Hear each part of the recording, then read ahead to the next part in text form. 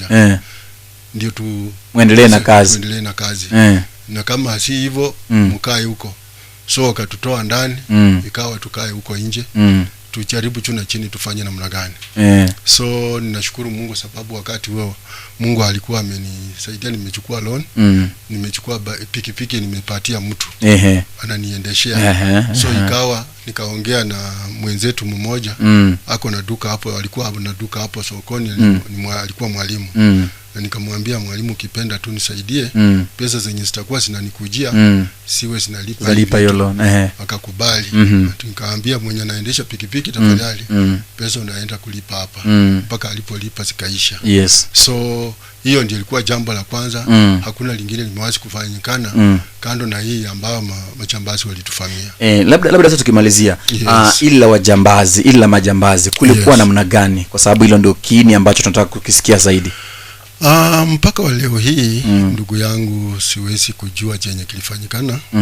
Lakini Mungu wa amani aishi siku zote anajua. Sababu kulikuweko na wanafunzi walikuwa wameletwa shuleni.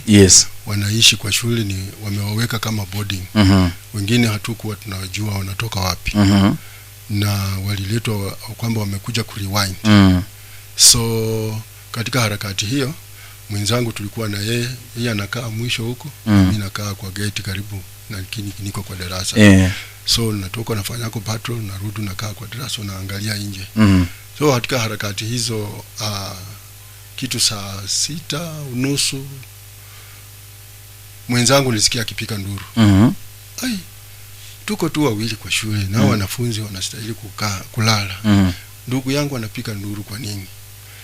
Wakati nafungua, kumbe walikuwa wanataka apige nduru wajue mimi niko wapi. So wakati nilitoka, kasema kuna nini huko, nikafikia ni wanafunzi. So wakati wao wanafunzi ninajua wanafunzi, na nikasikia sauti huko wenyewe wanasema huyu jamaa mwenyewe anapiga nduru. Nikasema kwa nini na nyinyi ni nani? Hawakujibu. So kuna wawili walikujia mbele na wengine walikawana wakakujia huko nyuma. So mimi nilikuwa naangalia hao wamekuja nyuma, sijui kama wengine wamekujia huko. Lakini nilidhani kwamba ni wanafunzi sababu tuko nao kwa shule. So ningenidhuru hao, ningekuwa na kesi ya kwamba ungeulizwa maswali, mbona ulidhuru wanafunzi? So mawazo yangu ilijua kwamba ni wanafunzi.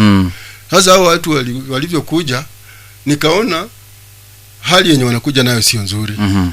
Niko tu na fimbo mkononi, by that time kweli toji sikuwa nayo. Na nikao wanakuja na fimbo sasa wanataka kunipiga, nami ninajitetea ili niweze pia kujizuia. Vile nilianguka sijui wenye walikujia nyuma ndio walinikata.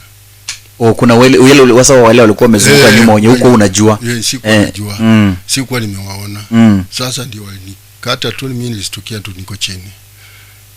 So nilipokuwa chini pale wakaona ni kama wamemaliza. Wakaendelea. Kwa mawazo yao walijua kwamba wamemaliza. So wakakimbia wakarudi kwa huyo ndugu yangu mpia. Katika harakati hiyo unajua nimekwisha. Sasa walijua tu nimekwisha. Fahamu iliporudi na kitu ikaniambia tu, toka hapa wanakuja kukuua. Hiyo tu ndio ilinifanya na kuamuka mkono hiyo wamevunja. Damu ike na mwakika.